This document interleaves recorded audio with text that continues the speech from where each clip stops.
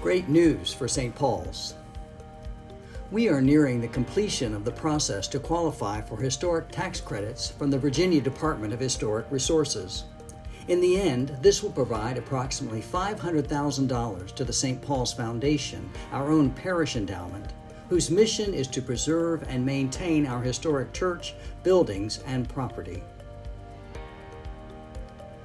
The Commonwealth of Virginia, in an effort to encourage and support the preservation of historic properties throughout the state, has adopted a process to benefit investors in historical preservation by giving tax credits that will lower their Virginia state tax bill. There is a three-part, rigorous process of qualification.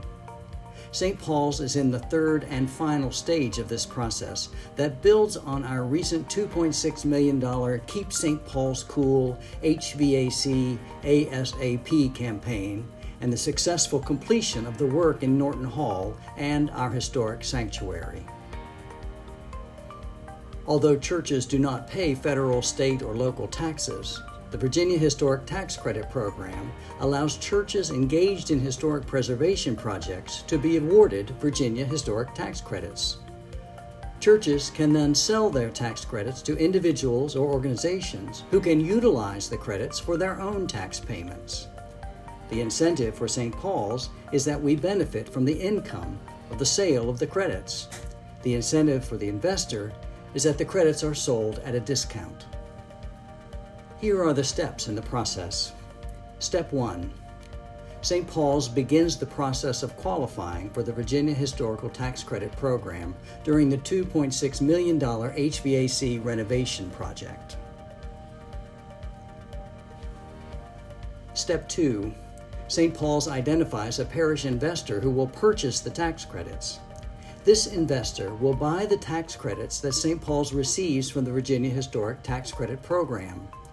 The investor can then apply the credits to their own Virginia tax bill. St. Paul's is blessed to have a parishioner deeply committed to the mission and ministry of the church who will purchase these credits.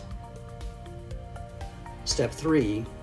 In order for St. Paul's to sell its tax credits, we must create a limited liability company and form a temporary, short-term legal partnership with our parish investor. This temporary LLC will be called St. Paul's Manager. St. Paul's Manager, the temporary LLC, will then establish a temporary lease to St. Paul's Landlord LLC and the parish investor.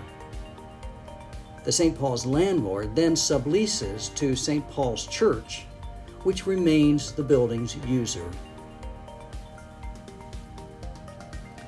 It's important to note that throughout the entire process, St. Paul's Church Manager maintains 100% of the ownership and control of the church.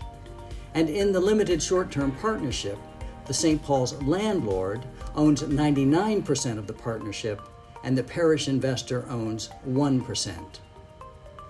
The only purpose of the limited partnerships is to enable the sale and purchase of the tax credits. Once the transaction is completed, both entities will cease to exist. The vestry has unanimously approved resolutions allowing the senior warden and treasurer to act on behalf of the parish along with the parish trustees. Now, the congregation of St. Paul's Church also must approve the short-term partnership between the church and the parish investor. The church laws of the Diocese of Virginia are clear that our parish trustees and officers of the vestry can only act as legal representatives of St. Paul's if the congregation approves. Step 4. After the congregation approves the partnership, the credits are issued, then sold and applied to the investor's tax payments, and the LLCs set up in Step 4 are dissolved. Step 5. Proceeds from the sale of the tax credits, estimated to be over $500,000, will be added to the endowment managed by the St. Paul's Foundation. The mission of the St. Paul's Foundation is to preserve and maintain our historic buildings and property for future generations. This amazing process means a project which took place to address current maintenance needs has the potential to benefit parishioners of St. Paul's for many years to come.